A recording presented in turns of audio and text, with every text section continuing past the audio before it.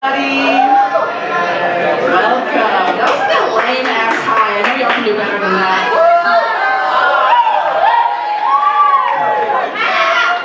I'm so giving one of those teachers right now who makes you say good morning until you say it right. Anyways, welcome to the first Spotlight mic of our semester. This is a night to highlight anyone essentially who isn't a straight white male. Sorry to roast you guys. The vast majority of people who are in comedy are straight white men. Sorry to say. We love you guys, but sometimes we get a little time to shine for others out there. So tonight we're focusing on our femmes, our females, our gays, and our theys. So yeah, I'm really excited. I feel like obligatorily I should start. First of all, my name's Kelsey. I'm your host for tonight. I know I'm sexy. Anyways, I feel like I should start with roasting men. The most annoying men in the entire world are men who are way too into anal. It's really easy to find a guy who's way too into anal because that's his only personality trait. Like you'll be like, how was your day? And he'll be like, oh, it was great, but she didn't let me put it in her butt.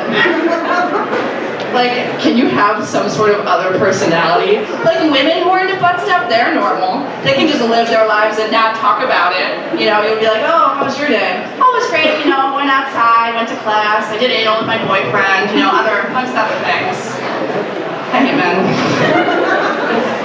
Anyways, I was going out to be a BGR supervisor. I got rejected though, so I feel like this is now my time to shine and roasting the Boiler Gold Rush program.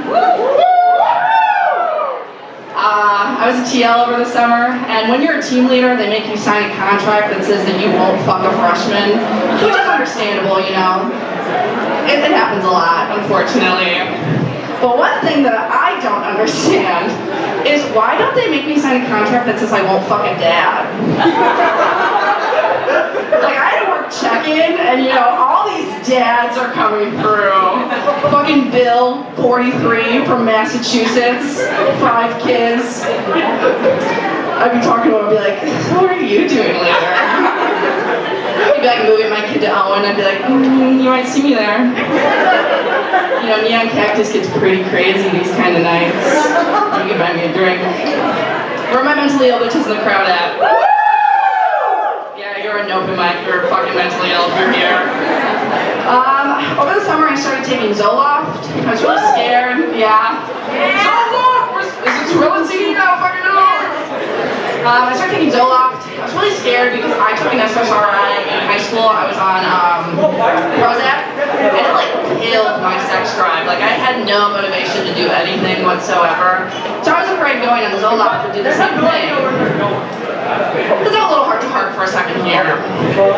If you or somebody you know is having trouble in the bedroom, whether it be your boyfriend, your girlfriend, your friend that you fuck sometimes, if you're having trouble in the bedroom, pop a fucking Zoloft. Oh my fucking god.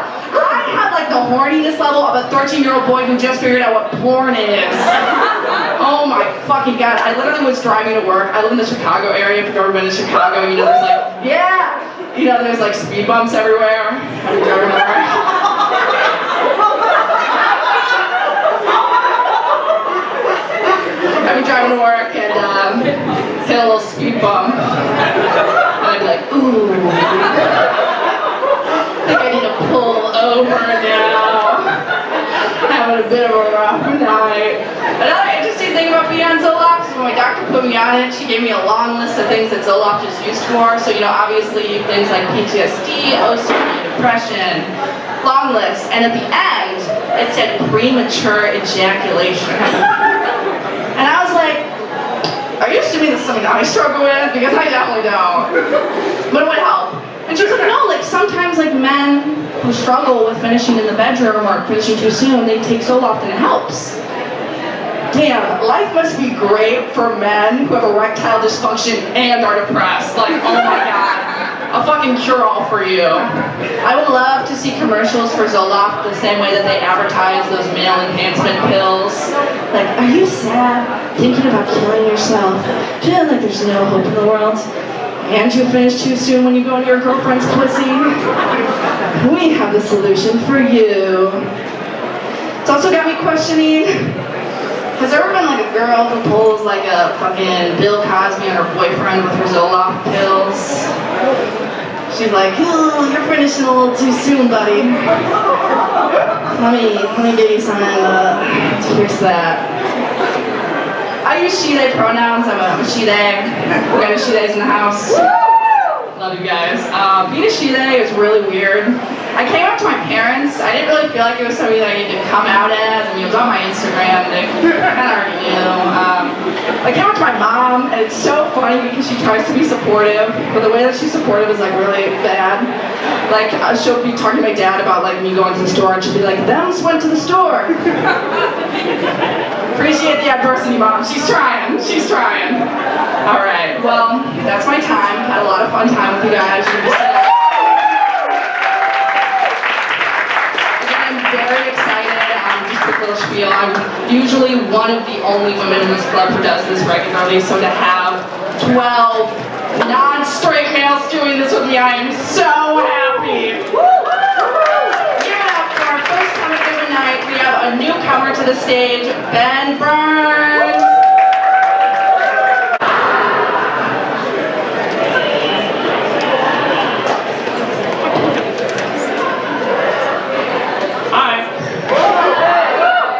How's everyone doing tonight? Good, glad you're happy. Some people are happy, some people aren't. My name's Ben, like she said. I'm actually a senior here at Purdue. You got any seniors in the audience? Yeah! Getting out of here, the rest of you. Nice. So yeah, I'm actually in my last semester here, so I'm getting out of here real soon. And it's a reflective time, you know, I'm going through my whole, like, Purdue career and thinking about all the great things that I've done and all the wonderful experiences that I've had. Whatever those are. But in serious, I'm trying to figure out, like, you know, I'm trying to make a list of all the things that I'll miss. And I've only got one thing on my list right now, but I mean, I'm sure it'll grow.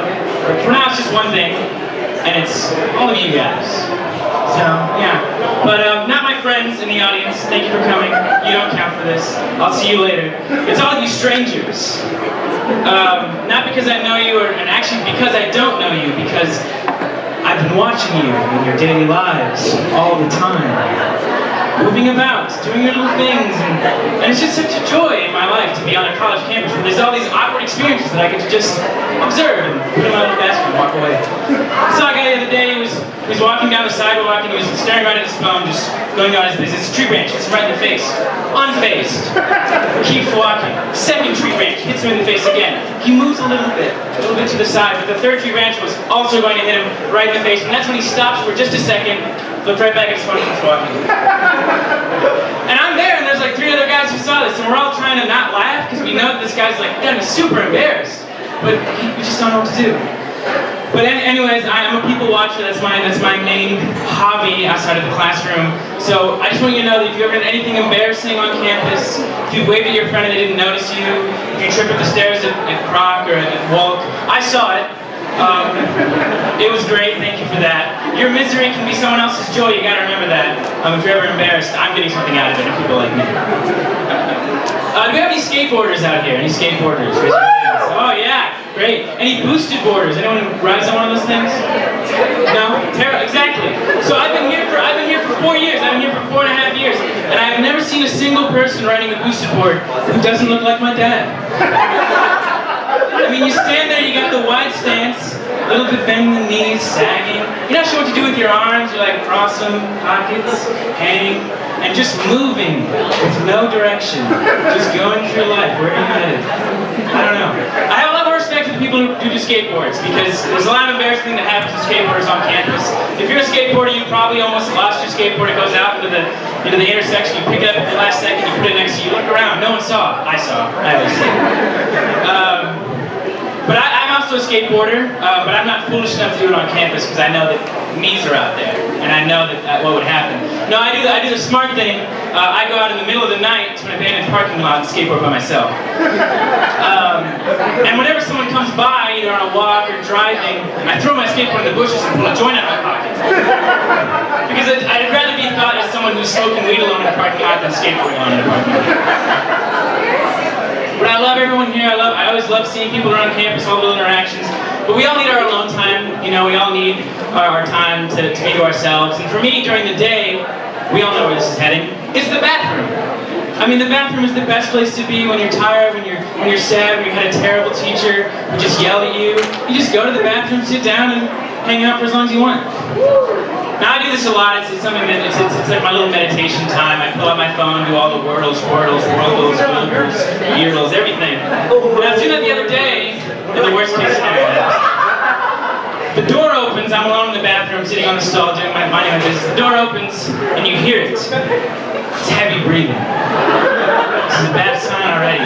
This is footsteps that approach you. They're moving fast. They don't want to run, because you don't want to run, you don't want people to know what's going on. But you gotta get there fast. And of course that there is the stall right next to me. Now there's like 2 or 3 other stalls to choose from, but it's gonna be the one right there. And slam the door, sit down, and fighting for their life, this person.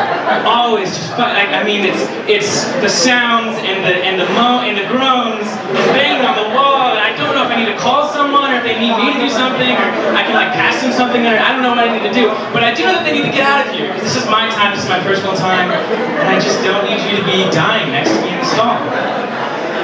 I think that we should have 2 bathrooms, not for any gender reasons. We should have 1 bathroom for all the genders, obviously.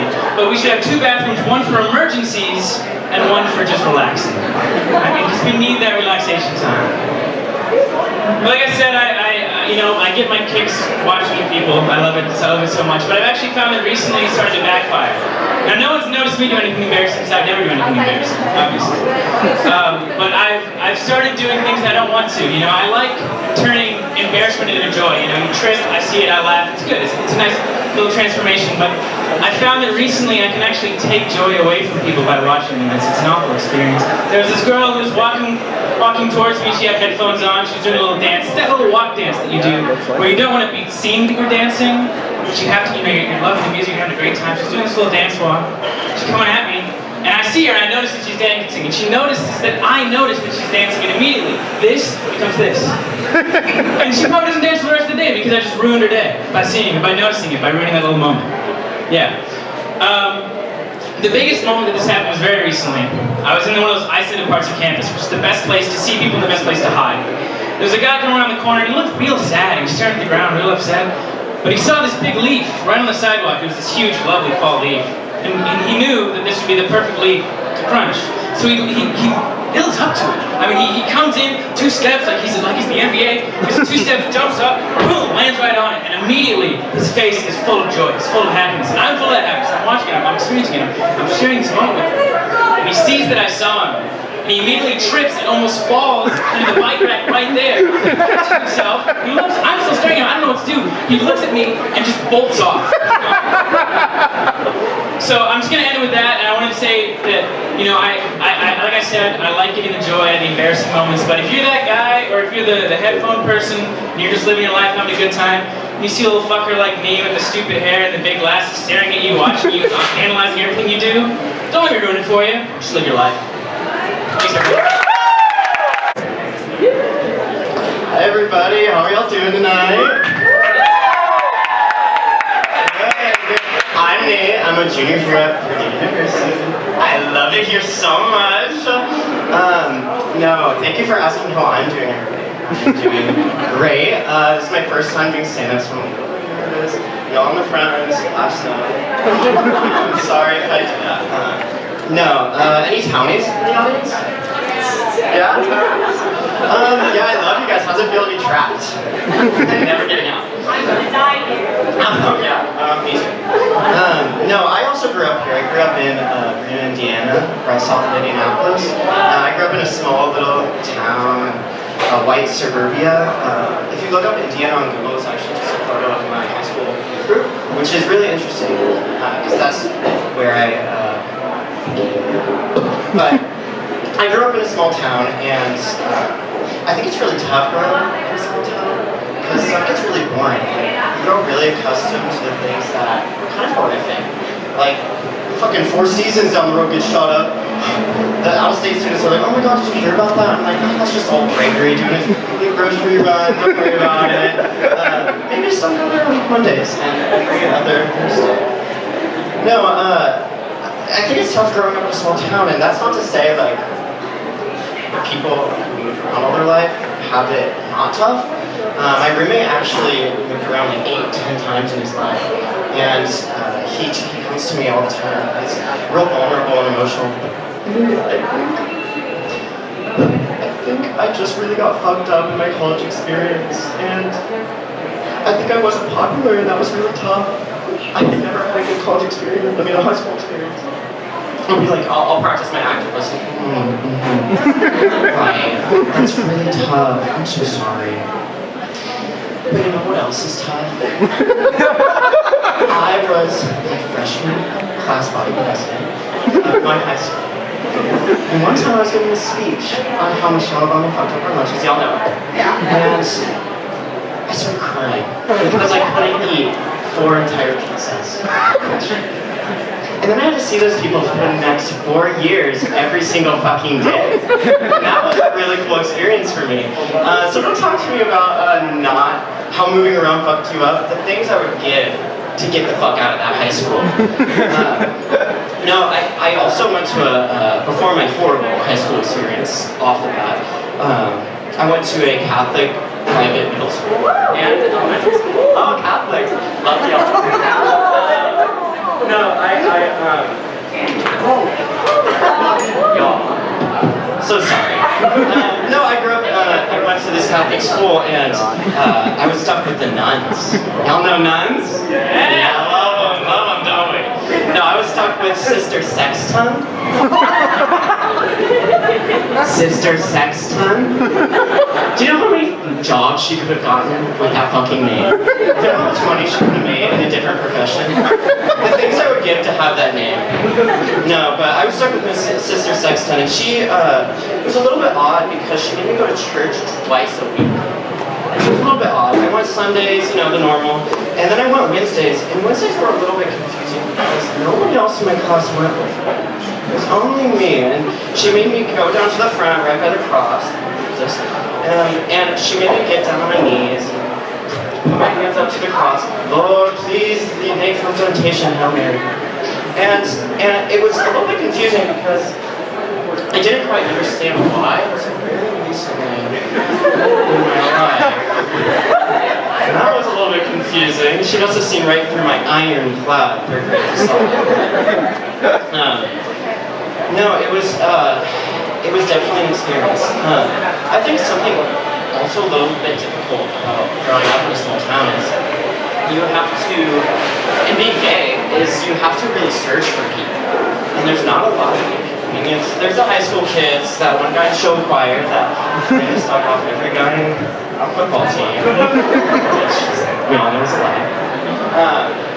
But it's really tough to meet people when you're gay in high school.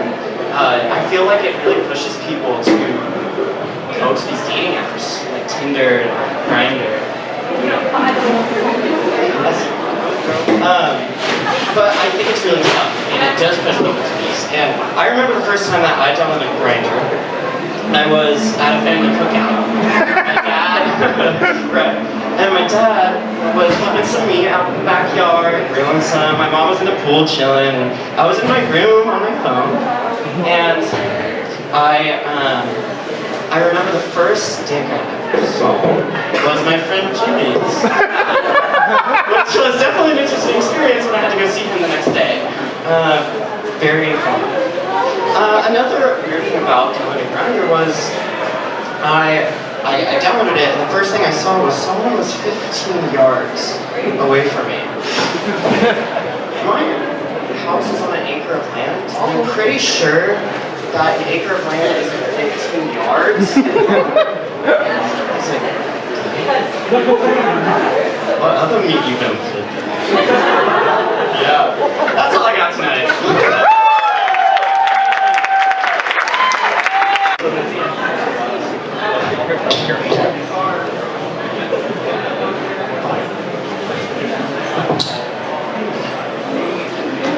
looking out into a field of shining stars tonight, right? We're all so happy. I can see it. I want to start. Thanks to PlayStation for sponsoring my set tonight. Not like with money, they're my like AA sponsors. So no, it's not fucking funny. Sorry. Okay. I got a little ahead of myself. It's been a long day. So I made a list because it's for the girls' show. It's girls and it's activities and like things for, some of them are for girls and some of them are for boys, and I'll rate them and tell you if I use them in my everyday life or if I like them. So, anyone who knows me knows I love water parks, right? Yeah. So, I think water parks can be for girls or for boys, but some of the rides, like the toilet bowl, that's like a boys' ride. But I like to go on it still. I have some videos on this. I dropped my paper on the way. A girl thing that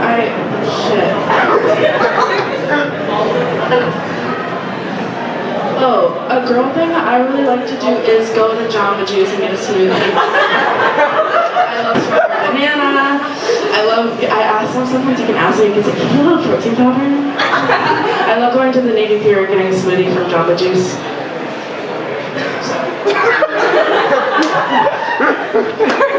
Sorry.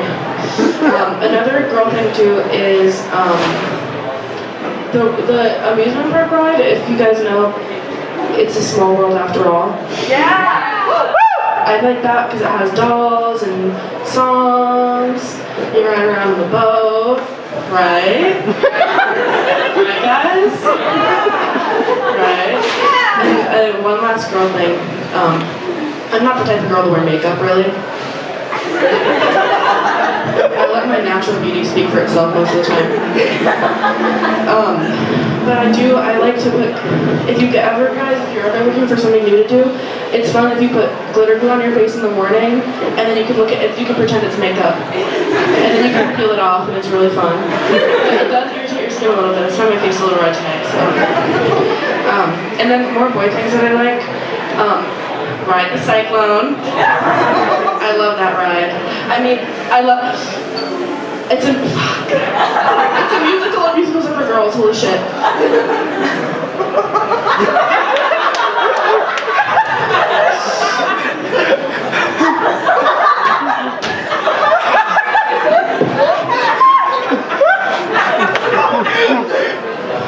Another boy thing that I like is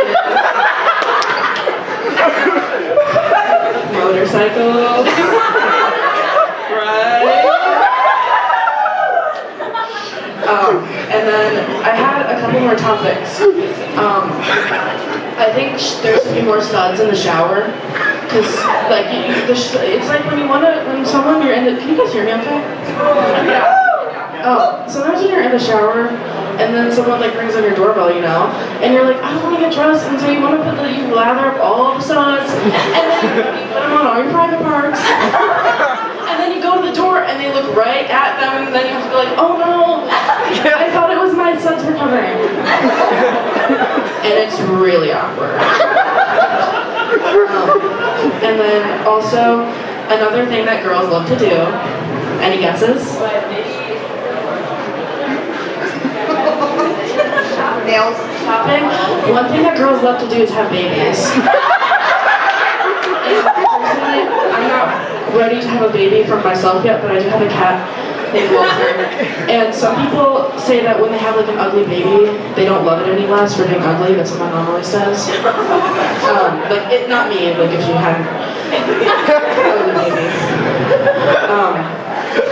But sometimes when my cat, sometimes it looks really ugly and it does make me love him a little less. So, thanks for coming to my show.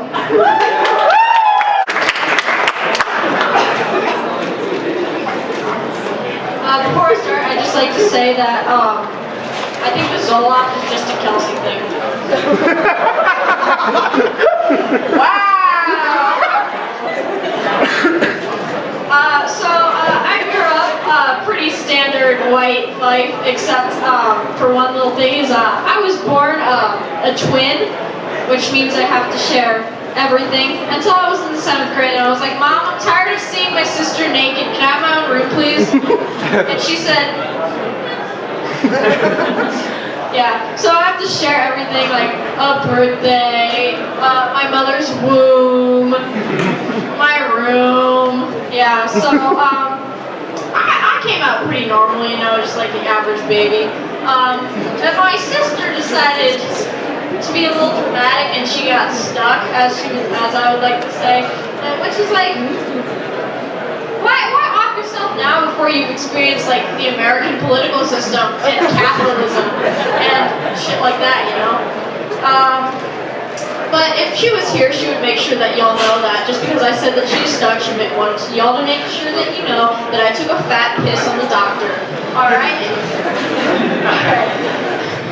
But growing up, you would think that Lily would be the troublemaker because she was the troublemaker on the way out. But no, I was the troublemaker because I decided that walking at 9 months was a great idea. And so I would stand on literally every single rolling object we had in my house because I just was like, Mom, take my picture while I'm standing on this dangerously rolling object like a red Little Tikes car. 2003. I was a monkey child, and I would just run around climbing on shit like the diaper changing station, and get all the diapers down at 3 a.m. and dump them all on my sister who was asleep, because why the fuck not? And then I was like, Mom, take my picture. Mom, take my picture. Mom! Mom! And so yeah, we have lots of pictures of me covering my sister with diapers in my photo albums. And now I will tell you about the lovely Vaseline incident. I'm sorry, I know where all your minds went. I was 3, you perverts! So once again, I climbed the diaper changing station, got the entire tub of Vaseline down in our brand new house, covered me, my hair, my clothes, and my sister with Vaseline. Got Vaseline all over our brand new carpets, which proceeded to stay there for the next 10 years. Then we had our carpets replaced. I wasn't too happy about that because, you know, my beautiful work is right there. Yeah, I was also a little bit weird in the fact that I was just kind of stupid. One night in the middle of the night, I, for some reason, just, you know, took a shit on my bed. But I didn't realize that I took a shit. So I will do a lovely impression of what I did when I saw the shit on my bed. Yeah, I thought there was a little monster on my bed with my own feces. Eventually, my sister caught up to me, and the troublemaking did not double as you would think, because once again, it was mostly just me while my sister was on the floor doing crunches. Like, she just rather my mom carried her around, and I was just like attempting to, I don't know, commit tax fraud at the age of 2. Yep, so those are the shenanigans of my childhood. Alright, thank you very much.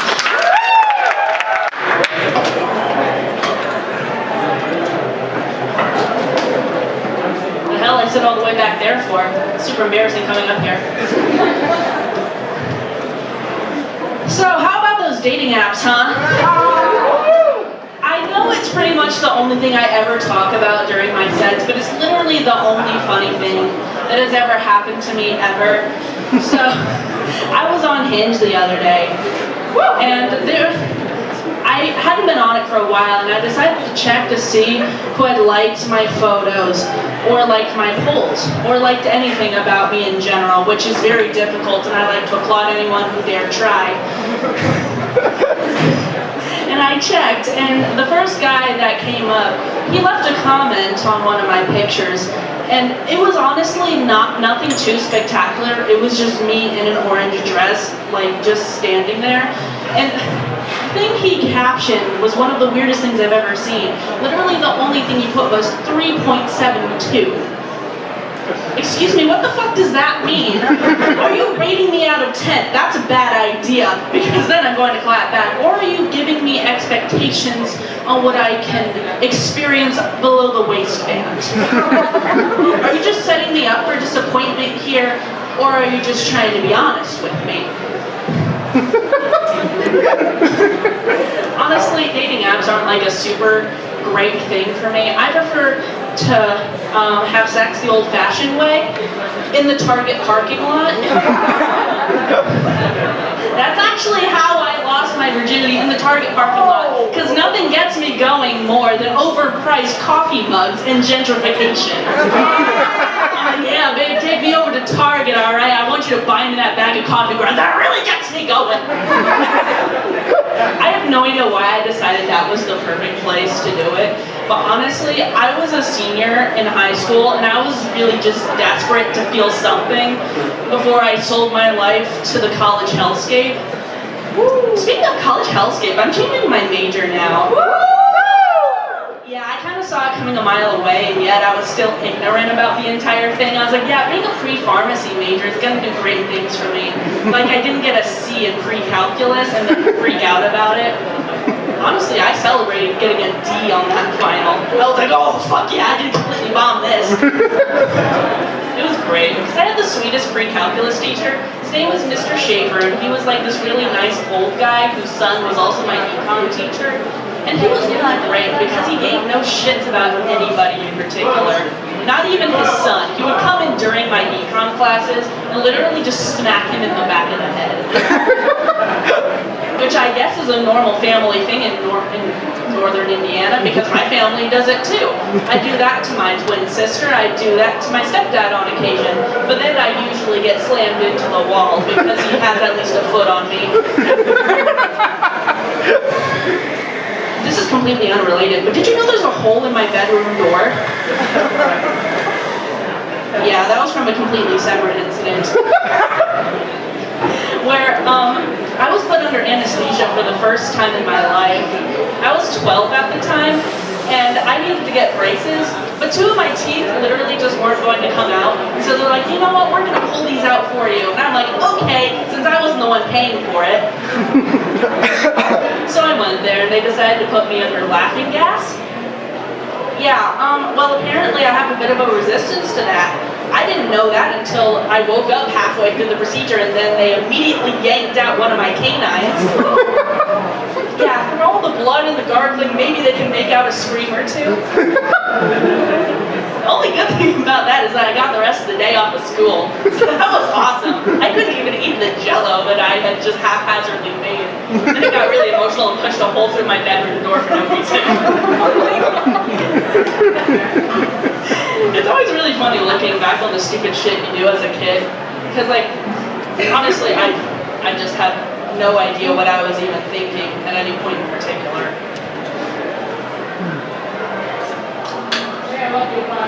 Oh, I love you too, bye! That was my sister. I just talked about hitting her in the back of the head. Yeah, she's really great. She comes to every time I perform, which is like 3 times now, which isn't a lot of times, but it's honestly really good. It's a good thing having support through your tough times when you're going through a mid-major change crisis. I still haven't told my family yet that I'm changing my major. They still think I'm gonna be a doctor. Yeah, fuck that. No, thank you! Not my thing! So yeah, I'm going into communications now. To do the thing that I do best. Just talk and talk and talk. And never fucking stop talking. Because that's how I deal with my nerves, alright? And that's also how I make friends. Alright, well, that's the end of my set. Thank you!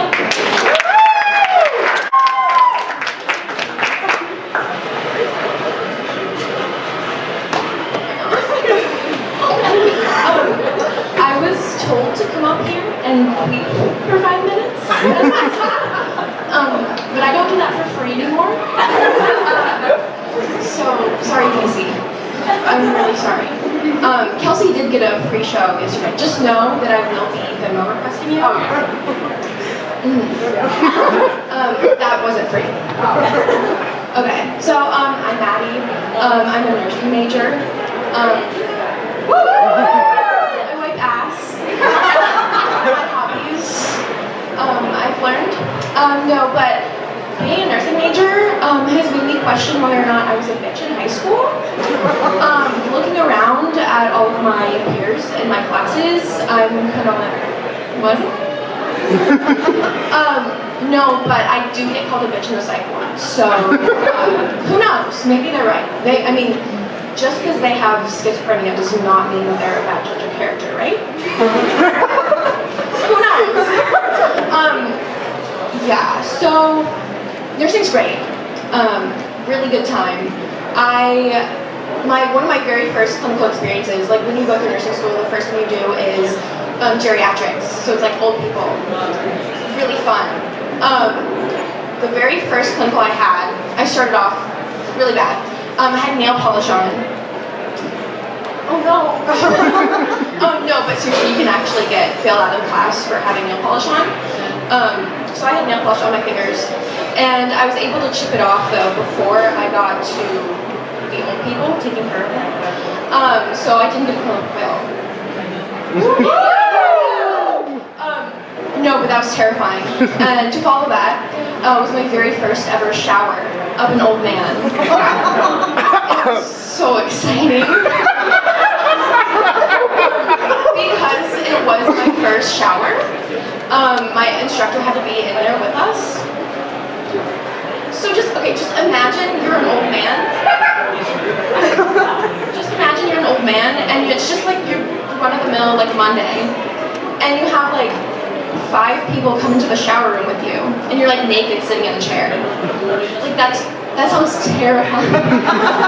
Just like dick out, like wash me. No, but my instructor had to be in there with us, and I was in charge of the bottom half. That's man ass? Fuck yeah! No, like actually, like I was in charge of the bottom half. Like I was like on my knees on the floor with my washcloths. Sorry, memories. So I was down there, and this man was overweight, so he had like a roll of fat on his stomach. You know, like when you sit down, there's like a roll of fat, and like there's a crevice. I was in charge of cleaning that crevice. I stuck my hand in there and moved it around. I pulled it out. Oh no, wait. I pulled out my hand, and the washcloth like turned a different color. And I got a whiff of a new smell. I later learned that the smell was fungus. I tend to like pass out.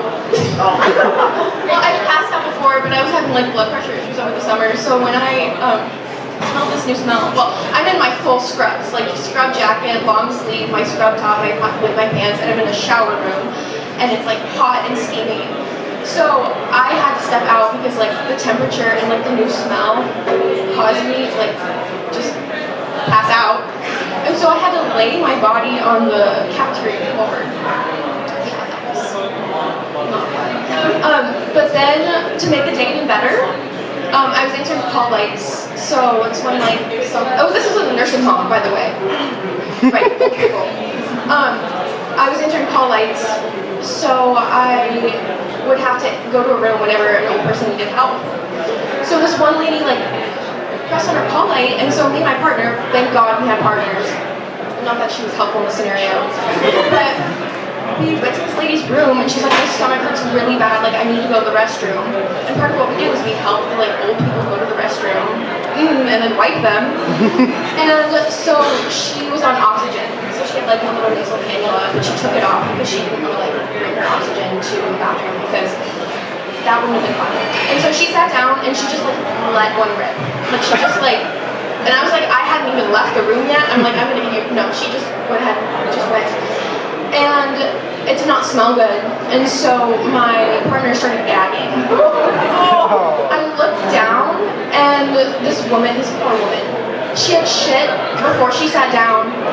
So there was shit on the floor, on her like pants, and on the toilet seat that she was sitting on.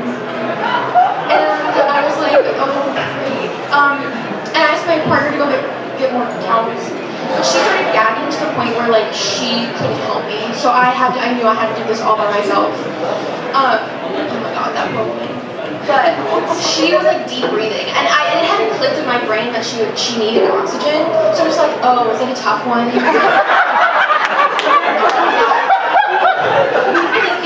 Yeah, I know. Sometimes I take shits and I have to take these.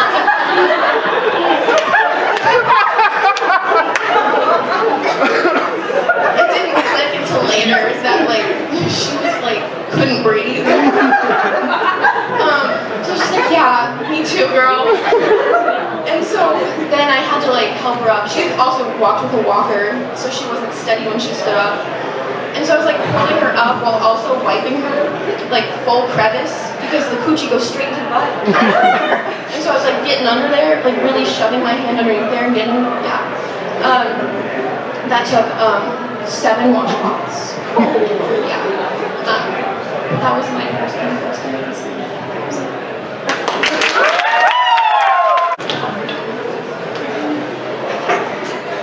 There are a lot of people here. I regret signing up. I'm not a comic at all. I'm more of like a poet at heart. So if you're like, damn, that's depressing, I'm so sorry. Just learn to laugh. That's like what my therapist says. Yeah, I mean, I'm not even like a full-fledged female anymore. I'm a femme them, if you get the drift. So like, I don't know what the fuck I'm doing here. Not a comic, not a female. If y'all saw the poster, yikes. I guess that's what happens when you let like a straight white man with a questionable moral character do shit for you. Not up here. I can do that one again. Anywho, so not a female, but I do have tits, if you had not noticed. Oh my god, so many people all just went. That was not an invitation, just a statement. Anywho, I figured let's talk about my tits a bit, specifically the left one. It doesn't have a name. You can name it if you want, whatever it is in your heart. Anywho, Maddie, who was just up here once, we were at the homecoming parade, and Maddie was like, oh my god, it's period project tradition that after the homecoming parade, somebody gets their nipple pierced. And I was like, that's tradition? Like, how do we enforce that? Like, that does not go with our pro-choice sentiments at all. Anywho, it's like midnight. We go there. I'm topless in front of 2 people I've never been topless in front of before. Not bad. Anywho, lady pierces my tit, nippy bleeds a little, and then we're out. And I have piercings and tattoos, so I was like, this should be fine. It's not gonna hurt that bad. I was wrong. It felt like somebody had clamped a small chihuahua to my teeth, and he was just there, hanging as I bounced my way through life. I mean, every step I took, there he was, just gnawing down. And God, I did not like that. And you know, I was there. Like, I kept that bitch in for like a month. I thought maybe me and this guy, maybe we'd be friends. I could grow to love him. I was fucking wrong. I could not. So, like October 31st, 6 p.m., there lays my nipple piercing. Done. We take that bitch out. And then I come home one day to my roommate. And, you know, I was just kind of like tidying my shit, hadn't really like looked up or anything. And then Cass, my roommate, says, oh my gosh, did you get new jewelry? Piercing in hand. And not just like she's holding it, like she's looking, she's examining, hands all over it. And I don't have the heart to tell her that 4 hours earlier, that was deep within my areola. So I just sit there and I watch and I'm like, oh God. You know, like you see a car crash and you just keep looking. And it's like, no, it's just It's new jewelry. Yeah, new jewelry. Nobody telecast that, I guess. Anywho, back to straight white men. Yeah. No. So I made this comment once. Y'all know EJ over there, right? Yeah. You know, president, EJ comes to the period project desk. We're having a little chit chat. And I make this comment that I think is so funny. I was like, you know what's weird about PSUCC comedians? I was like, so many of them are like so anti-Amy Schumer, but they're fine with making pedophilic jokes. And I don't get that. It's like, but this of course prompts EJ into his anti-Amy Schumer rant. You know, like, damn, he took the bait, I guess. But he's in this rant and he's talking and he's like, I in fact love female comedians. And he decides he's gonna give me his list. He loves. And he goes, you know, we've got Tina Fey. Everyone should have a crush on Tina Fey. Not going into that. We have Amy Schumer, obviously, best friend of Tina Fey. And then he goes to list the third comedian. Now I'm sure you all are thinking, got it, Maya Rudolph, the third comedian who was frequently with Tina Fey and Amy Schumer. This motherfucker says Maya Angelou. Poet, memoirist, civil rights activist Maya Angelou. You know, I really liked when she said, we will rise. Y'all are fans. I'm in the wrong here. Anywho, that's all I got. Thank you all for coming. Hi. Like Casey, I am also not a comic. I was forced to do this. But here I am. Okay, so I work at Hotbox Pizza. Shout out to my two coworkers. And we talk a lot about our social lives because what the fuck else are we gonna do, you know?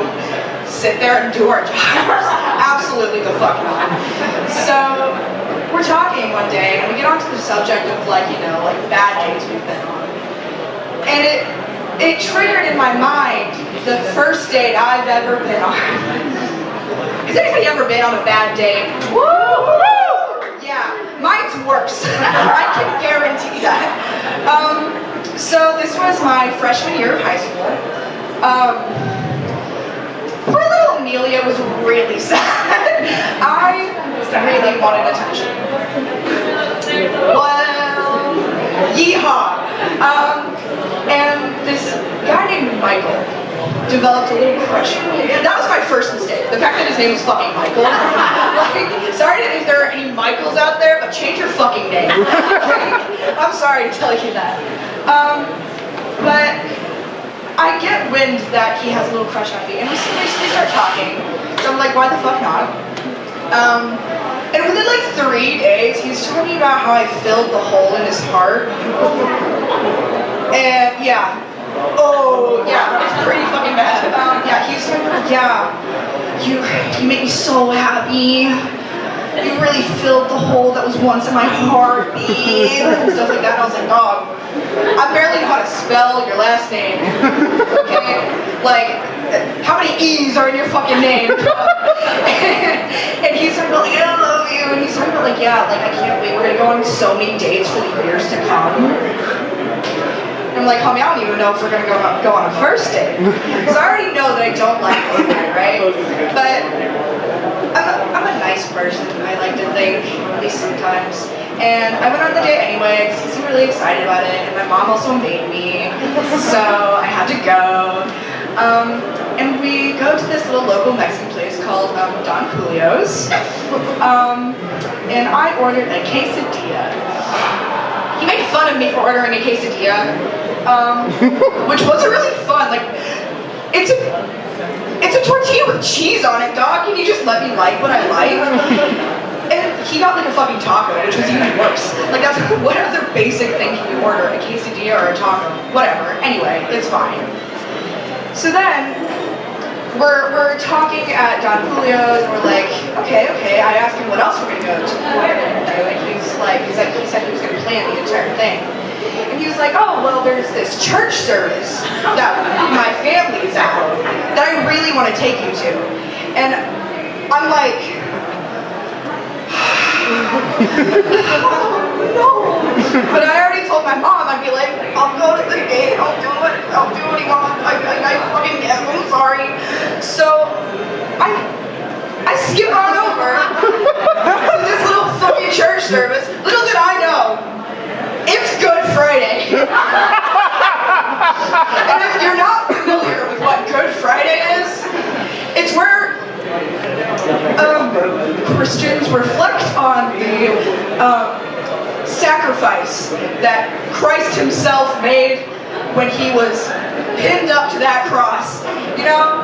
So I'm sitting there in this fucking pew, and good old Mikey boy, he's like trying to inch his hand to mine, when in the background I just hear, fire! Brimstone! Pain! Suffering! And Michael's just like, hi. You want to go to the youth room later? Play a little apples to apples, you know what I mean? And so then I realized his entire family is in fact there. And in the pew in front of us, I see his little brother do one of these.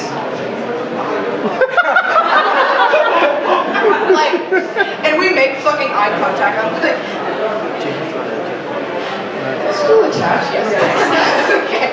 We make fucking eye contact, and he's like,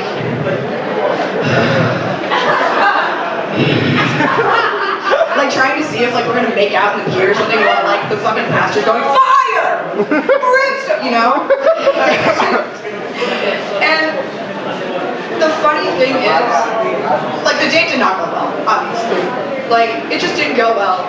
He asked me to go to Easter Sunday with him and his family the next weekend. I didn't. In fact, the next day, this might be a dick move of me, but I texted him, I said, I think we can be friends, you know what I mean? I can't feel that heart, I can't feel that hole in your heart, my dog, I'm so sorry. And he goes, oh, it's fine. It's fine. And then the funniest part about this little story is that about 2 years later, I became a very close friend of his brother. And it was like a thing, like he was in one of my classes with me, and I didn't. We both knew, you know? We both were aware of the situation at hand. We're like, huh? You remember when you went on a date with my brother? What the fuck? You remember when you went on a date with my brother? And I was like, yeah. Remember when I told him I didn't want to fill the hole in his heart? And there was one day we were doing jack shit in class, right? And he goes, hey Amelia, do you remember when you went to church with me and my family on that date you went with my older brother that's now graduated? And I was like, Andrew, can you shut your whore mouth? And then at my graduation party, the little brother is the only one who came out of that family. He's a funny guy. I'm just glad the other fucking brother didn't come. That's my sad guy.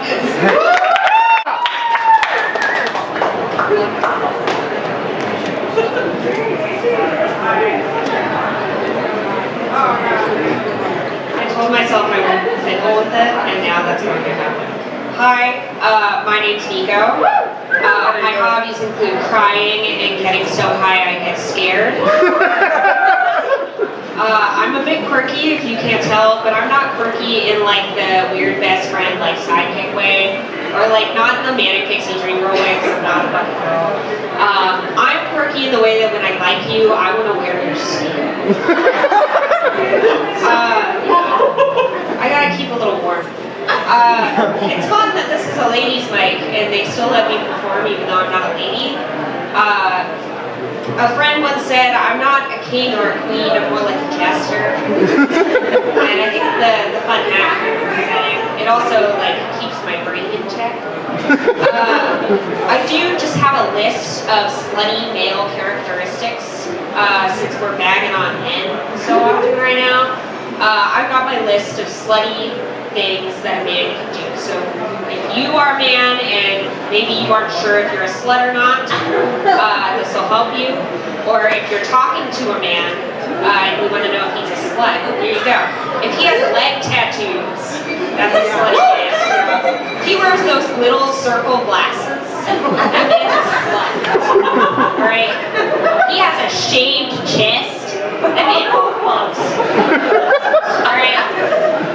He orders a lavender oat milk latte. That man is a whole. Right? If he's not a virgin, he might be a slut. He has a construction job. That man is a whore and he knows it. That also goes hand in hand. If he goes to grad school, that man is a whore. You gotta get checked. My last on this list is issues with the father, question mark? I think that's more right. I also have been talking to men again. I'm single. I haven't been single in a really long time. I haven't been single in like nearly 5 years, so it's weird. Because men will go to my dating apps and like try to do new openers and try to impress me because I'm fucking weird. I got a new one, so keep an eye out for this one. I will kill you with a hammer.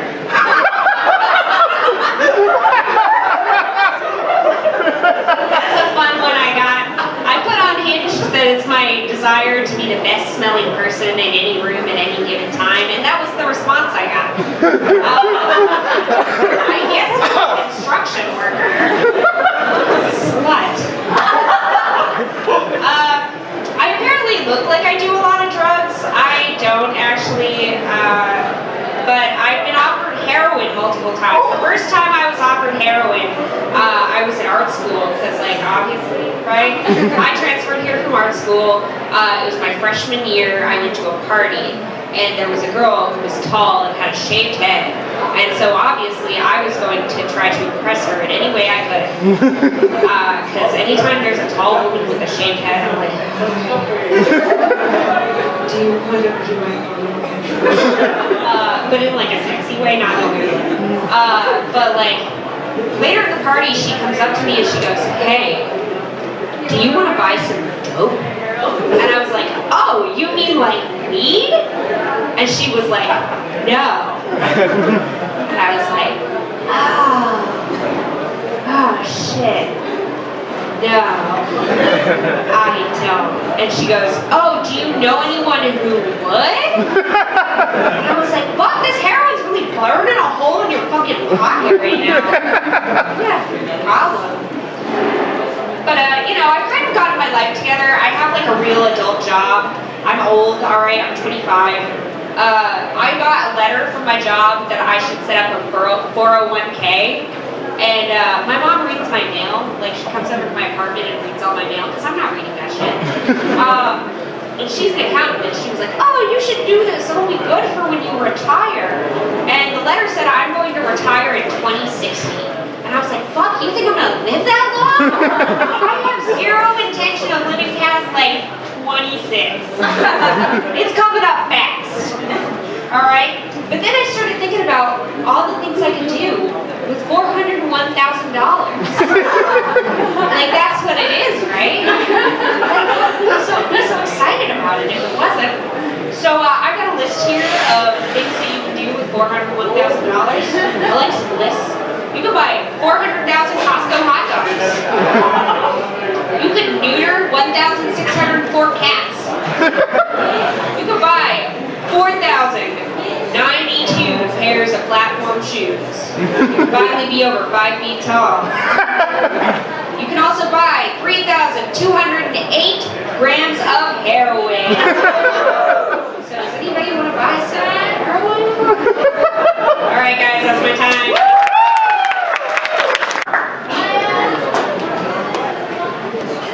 So I bet you weren't expecting this. You know, you guys come to a women in comedy mic and you expect to hear your voice represented on a stage. And then Kelsey's like, all right, give it up for our next comedian. It's Shrek in a dress. Yeah, so hi, my name is Violet. I am trans, and I'm also very scared right now because there's like people there. So if you see any like conservatives standing over there giving the evil eye, just like, you know, start waving at me.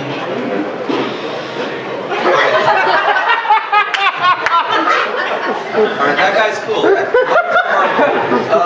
So, very weird thing that not a lot of people are used to. A trans woman just like existing in their space. But I promise we are not a threat. I've actually come here in an ambassadorial role, right? I was with the Council of Queers and we had one of our gay little meetings. And like after deciding what we were going to do in Florida, they said, okay, Violet, go to the PMU and convince all the cis people to like us. So that's frightening. Because at first I didn't even think I would be allowed to perform at the show tonight, right? I mean, did you see the poster? It's just a uterus on legs. And last I checked, I don't have one of those. So, but you know, apart from the one exception, I am 100% real woman. Please. I'm going to pretend you didn't cheer because the next joke hinges on that. I can convince you that I truly am one of you, okay? I'm not out here to groom your kids. I'm not out here to cheat at sports competitions like Ron DeSantis would have you believe. I'm out here to flirt with mediocre frat guys and pretend I only watch Riverdale ironically. I'll give an example. A couple of months ago, I wanted to go out for food with my friend Kyle. He was like, all right, where do you want to eat? And you know, I decided to be honest with you. I don't have any strong preferences. I can go with the flow, so wherever you like is fine. Do you want to go to White Castle? Well, I don't really like White Castle. I know I said I'd go with anything, but I didn't eat earlier, and if I eat now, I'm going to eat too much at White Castle. If I eat too much White Castle, we're going to have another copy of the incident. And I was like, what the fuck? Yeah, I mean, I don't know if you know this, guys, but like, when you ask us where we want to eat, it is terrifying. And it's even worse when you're asking someone who's like, socially anxious. For those of you who don't know, social anxiety is the thing that people with shitty personalities use as an excuse. Well, yes, my mom did abuse me. That's why I'm scared of people in blue shirts. I'm very worried about it. But, you know, listen, I can help you guys out. I understand that it's a weird thing, but I'm gonna have to ask you guys, listen, if my presence here as a transgender woman makes you uncomfortable, I don't blame you, because I'm very uncomfortable myself, but it is not hard to deal with this, all right? There's a very easy way to deal with the trans woman. Have any of you ever been taught how to deal with a bear in the woods? Hear me out, okay? Don't make sudden, unexpected noises. Don't make direct eye contact. Hide your snacks up in trees where we can't get them, and you will survive the encounter. You know, to give you an idea of what my life is like, on Friday, I tried something called ayahuasca. And if you don't know what ayahuasca is, holy shit. So I took the ayahuasca, and then the rest of my weekend went a little bit something like this. Friday night, I take the ayahuasca, and I have to go for a walk down State Street. All the buildings are suddenly a rich shade of purple, and I think, holy shit, purple, that's like mining, what the fuck? So I go to the neon cactus, and I start flirting with a mediocre frat guy, and he has 3 brains, and I don't like that. So I leave, and I run back up State Street, and all the buildings turn a shade of fluorescent green. I go home, I come out to my parents, I fall asleep and sleep for 17 hours. I wake up, come out to my parents again. My mom tells me it's like I'm not even her son anymore, which I'm not sure is abusive or correct. I decide to walk walk down State Street again, and this time I decide I'm not going to stop walking until I meet Bob Dylan. I don't meet Bob Dylan, and I'm very disappointed. So I go home, I cry, I install Tinder again, I put my name as Violet on there, I match with the man, and he calls me a tranny, and I go to sleep and cry. Don't do ayahuasca. I can see it in your face, like, do political jokes, you fuckwit. That's all the straight men from PSUCC are thinking. I love making these guys uncomfortable because, like, you know, my coming out as trans is like affirmative action for this club. They ran out of women, so like, I was like, okay, let's fucking replace that one, I guess. I found out that Republicans have their own unique dating app. It's invite only, which is a horrible concept if you think about the implications, but I decided I wanted to go on Republican Tinder. So I had my friend Madison, who's a lesbian with platinum blonde hair that's very good at convincing people she's straight, do a little photo shoot. You know, we bought her a fish from the grocery store, she stood there, we put her on a boat, and then we put her pictures on and I wrote this bio. Hi, my name is Madeline. I'm tired of men who use pronouns and I want to find a real patriot. I got 95 likes in the first 20 minutes. It was insane. And like, the things that people put in their bios on conservative Tinder is what, like, these are the prompts that are in the app. One of my personal favorites, January 6th means this to me. And you see shit like emotional, like weird slam poetry answers like, January 6th was an awakening where my eyes stopped being crusted over by liberal lies. What the fuck does that mean? It's got some like flow though. Can you imagine that in a Tupac song? One of the guys is opening line with me, and this is real. He said, babe, are you CNN? Because the words you're speaking are unreal. The sex was bad. I went on Pornhub to try and see, like, you know, because Pornhub is the only place trans people get representation these days. And like, have you ever noticed that when a Pornhub video is about a person of a certain type of category, right? Race, sex, all of these, it is like the most bigoted, fucked up title you've ever seen. Like, who's out here writing the trans porn video titles? Is it just like Alex Jones, right? He's just sitting there, like, tranny gets off in racially motivated fashion, submit. It makes zero sense to me. I mean, that is my representation. The only other place trans people get discussed in the media is on places like Fox News. I mean, for God's sake, my rights all of a sudden are now in jeopardy because I decided I wanted to wear some tights and get some titties installed. I mean, what the fuck? I mean, in Tennessee, Florida, and Alabama, they recently passed laws that if you're a trans kid in high school, you just straight up cannot play sports, which is hilarious. Because no trans kids are playing sports. There's like one. And she's scary, but not that scary. And honestly, watching that in the news was the first experience I had of being a real woman. Because having your rights be considered optional by a government, pretty fucking feminine. Thank you.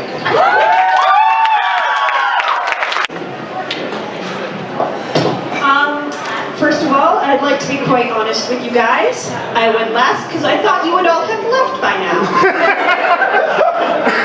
I am a freshman here at Purdue, which has come with a boatload of strange experiences. I've never had a roommate before, and I don't know how to handle it when she's emotional. I'm a lot more logic-based. Like, life just kind of throws trauma, and I'm just like, thumbs up emoji, right at 5:55 p.m. And she has like different ways of dealing it that are very healthy. But one night, she got a bad score on a test, and she was like sobbing into her pillow, and I wanted to comfort her, but I didn't know what to do. So I just kind of sat on the edge of my bed, and I just kind of leaned forward, and I was like, hey, can you shut the fuck up? Yeah, I mean, it's over. Just shut the fuck up. She didn't appreciate that as much.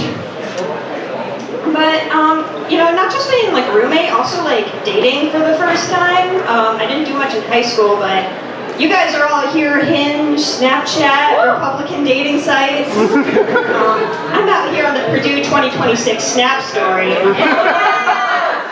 A lot of cool first lines on there. I got, this one was really charming. It was a photo of a guy, no shirt, just above the shoulders. I felt like I was in Victorian times. I was like, oh, his shoulder, how scandalous. And he goes, what do you look like?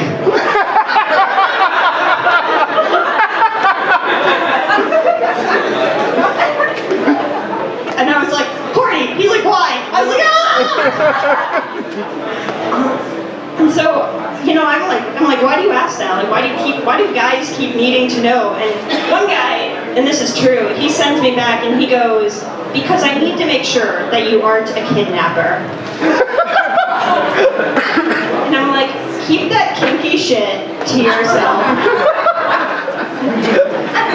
I'm also wondering, maybe he has been kidnapped before. And of all the people to be kidnapped by, I am very surprised that it was a blonde white woman. But it also made me feel very seen as someone who craves violence. Even just like talking to guys is kind of weird. I mean, any women in STEM in the house tonight? All right. Oh wow, I love it. I'm a woman in CS, and if you're any guys in CS here, we smell fear. Gotta be very careful, because one time I was going home on the bus for October break, and I happened to sit down next to a guy from my math class. And he turns to me, and he like strikes up a conversation. It's going pretty well. And then all of a sudden, he looks at me, dead serious. And in his like most like James Bond voice I have ever heard, he goes, "I'm sorry, I have to take this." And he pulls out his cell phone, and he pulls up a football game from 3 fucking years ago. And he keeps looking over at me, like trying to like impress me with that shit. Like, I'm like, yeah baby, he's done talking, it's disassociation time. He's like, a fumble. I just like blank stare out the window, like there's nothing behind these eyes. I'm just like, and like at the end, he's like, I hope they win next time. Thank you, this has been my set.